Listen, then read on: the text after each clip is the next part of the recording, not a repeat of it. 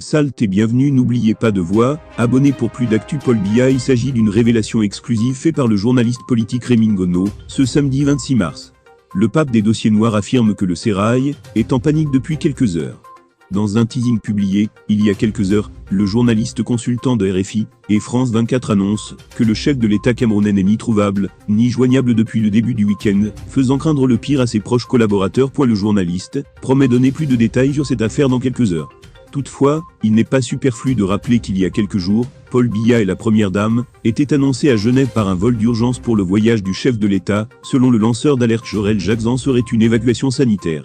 Est-ce que vous êtes au courant que Paul et Chantal Biya ont quitté le pays pour la Suisse hier samedi nuitamment? C'est donc une information au cas où vous n'êtes pas au courant. Il a quitté Yaoundé hier depuis l'aéroport militaire en Mvan.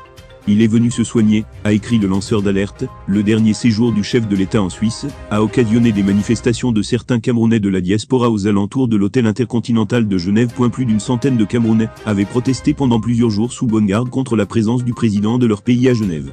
Les multinationales actives dans le commerce des matières, établies à Genève, ont aussi été ciblées. Les Camerounais s'en étaient pris également à la police, plusieurs d'entre eux invectivant les forces de l'ordre. Pendant la manifestation, des manifestants et policiers anti-émeutes se sont fait face, à quelques dizaines de mètres de distance. Les manifestants ont finalement été dispersés, et certains d'entre eux arrêtés, puis libérés plus tard.